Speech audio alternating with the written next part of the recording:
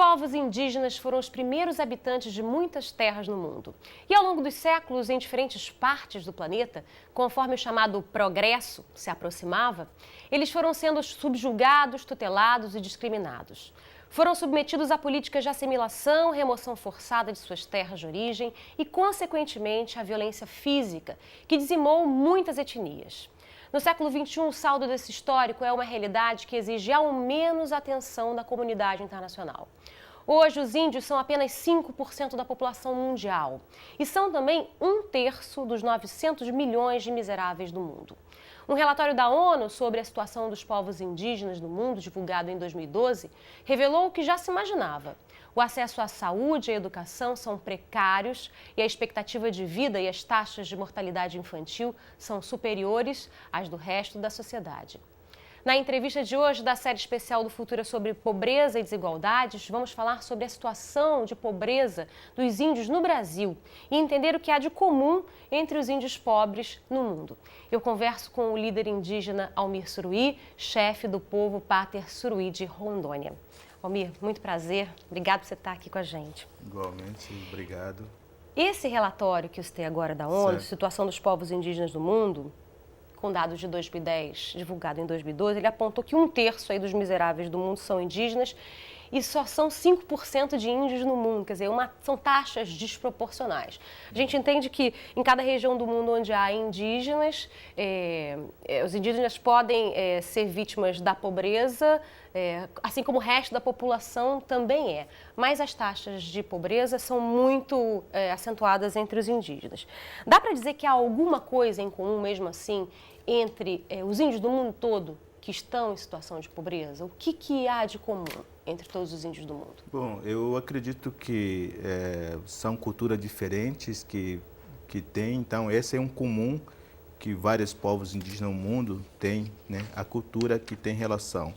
Então, o que traz essa desigualdade dentro do desenvolvimento, eu acredito que o modelo que os povos indígenas têm sobre uso, né, do nosso planeta, do conhecimento, né, de que uma visão de capitalismo, né, e vai assim indo no processo de desenvolvimento.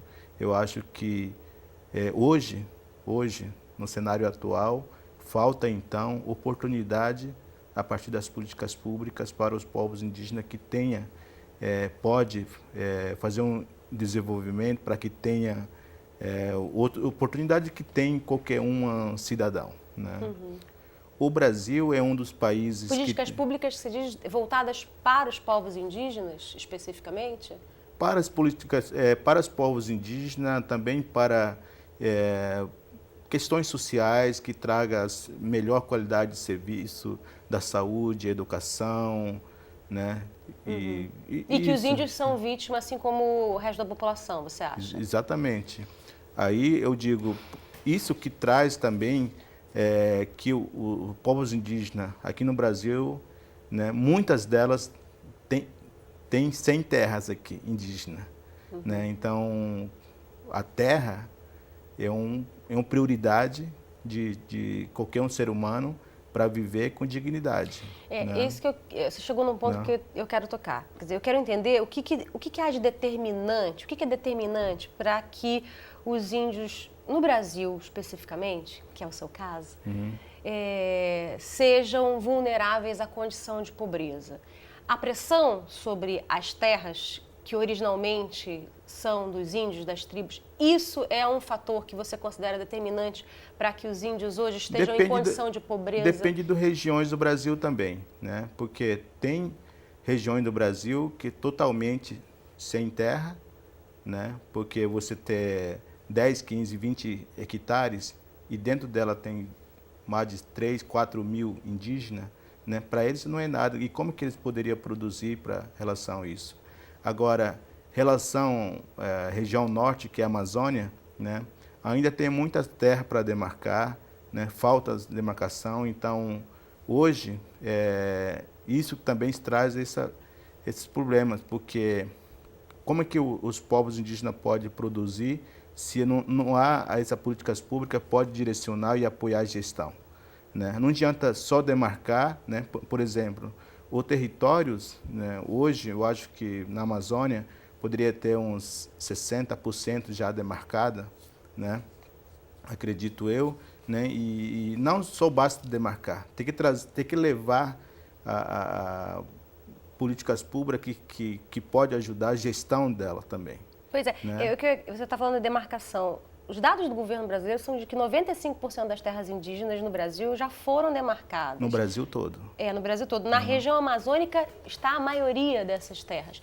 Isso, demarcar as terras simplesmente, é isso que você está me dizendo, não é o suficiente. Não é suficiente. É suficiente. O que precisa mais, então?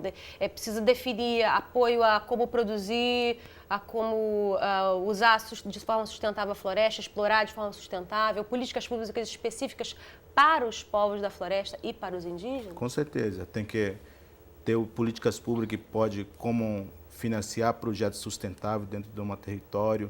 Tem que ter uns critérios como é que pode valorizar a cultura, né? Não adianta você como realmente implementar o uso sustentável da biodiversidade como um todo, né? Não adianta você falar de proteção, ou preservação ou conservação da biodiversidade se você não pensa, em primeiro lugar, a vida do ser humano que está lá, né? Então, muita gente, por exemplo, falamos de proteção na Amazônia, né? Conservação do meio ambiente na Amazônia, né? Se você pensar isso, você não tem que pensar isoladamente só meio ambiente. Primeiro, você tem que pensar 25 milhões de pessoas, aí não é só indígena não, tá? Né? 26 milhões de pessoas que vivem na Amazônia, né? Porque em busca desse desenvolvimento, aí vem destruição, né? Aí vem esse conflito que você está falando, dos alguns setores dentro da questão indígena, dizer que muita terra para pouco índio, os índios não produzem. Eu acho que para os índios produzir, falta ainda muito melhorar a questão políticas públicas para a gestão do território indígena. Isso a gente tentamos fazer isso, muitos povos indígenas na Amazônia querem fazer gestão do seu território, mas isso não só depende deles, né? Até porque terra indígena hoje, como diz a Constituição Federal, é o patrimônio da União, né? A gente não pode fazer outros projetos sem consultar o governo, né? Porque o governo tem que dar parecer porque é o patrimônio deles. Apenas os povos indígenas são do usufruto, né? E também, ao mesmo tempo, esse é o mesmo que a gente tem que consultar, construir grandes hidrelétricas, grandes megas projetos que traz impacto social, impacto ambiental para lá, sem consultar, sem ver a necessidade realmente como é que pode ser respeitada aquela população. Aí eu não estou falando só dos povos indígenas não, tá? Eu estou falando da população geral na Amazônia, né? Porque independente se ou não, né, ali eu acho que tem que pensar a vida dessa população como um todo, né? Você falou das grandes obras, das hidrelétricas, é uma enorme polêmica no Brasil, a construção das hidrelétricas na Amazônia. Como é que os indígenas, especificamente o Suruí, entendem o impacto dessas obras na qualidade de vida dos índios e nos indicadores sociais dos índios, na pobreza, na condição de pobreza? Porque para nós, né, mesmo que nunca teve um grande hidrelétrica perto do nosso território, mas já tem em Rondônia, né, já teve em Rondônia, então, primeiro, acredito que se fazer uma hidrelétrica, né, traz impacto ambiental, porque com certeza pode levar uma extinção a algumas espécies de animais que pode ter grande potencial, né, para a valorização da biodiversidade, né? Então, se nós temos relação grande, aí eu estou falando povos indígenas, tem relação grande com o saber e conhecimento da floresta, com certeza faltará para a gente. E hoje nós defendemos que é necessário fazer levantar, através de pesquisa, a potencialidade que a Amazônia pode oferecer para todo mundo, para nós brasileiros, para o mundo. Então, eu acredito que desenvolvimento da Amazônia tem que ser bem planejado. Uma coisa sempre a gente fala que Para construir grandes hidrelétricas na Amazônia, por exemplo, né, é necessário ver a necessidade do povo brasileiro, a necessidade do povo da região, né?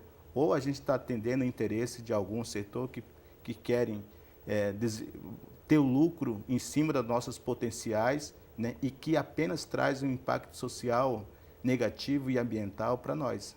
A partir da Constituição de 88, os índios no Brasil eles deixaram de ser tutelados pelo Estado e passaram a ser considerados cidadãos como todos os outros. E eu queria que você me dissesse o seguinte, só que de fato o que a gente vê é que a cidadania não chegou como chega a outros brasileiros. Você mesmo está me relatando as dificuldades de fazer o uso sustentável da terra, de ter apoio técnico, de ter políticas públicas específicas para os índios. A gente vê os indicadores sociais dos povos indígenas são todos inferiores ao do resto da sociedade. Por que você acha que isso ainda não aconteceu no Brasil? A população, em geral, no Brasil, tem ideia de quem são os índios hoje no Brasil? Ou consideram os índios ainda os selvagens de antigamente, como se achava que os índios eram antigamente? Esse pensamento ele ainda é forte, você acha, na cultura brasileira? Ou é porque o Estado brasileiro não tem conseguido atender as demandas dos indígenas que são específicas, que o Estado não consegue atender? Eu acho que mantém as duas coisas, né? O Estado não conseguiu levar essas políticas que atende ou e não facilita o melhoramento da necessidade dos povos indígenas, que é o direito dos povos indígenas a lá, né? E, ao mesmo tempo, a maior parte da população brasileira tem esse preconceito com os indígenas, né? Então, portanto, talvez por desconhecimento, e hoje eu acho que para avançar, para melhorar essa questão, temos que o próprio governo, junto com povos indígenas, ter que inserir essa história dos povos indígenas, mostrar quem realmente, como que vivem povos indígenas hoje, dentro da questão dentro das escolas, né, faculdades, né, porque hoje a gente convive com alguns preconceitos, mesmo que a gente está ali tentando trabalhar com as políticas mais global, né, mesmo assim aqui no Brasil ainda tem tipo essas, sim, ainda tem de imagem do índio. Sim, né? Então isso tudo atrapalha em todas as relações, né? Tá, ok. Almir, muito obrigada por essa conversa. Obrigada pela sua presença aqui no Futura. Obrigado. Bom, para você que acompanhou essa nossa conversa, obrigada pela companhia. Um abraço, até a próxima. Tchau, tchau.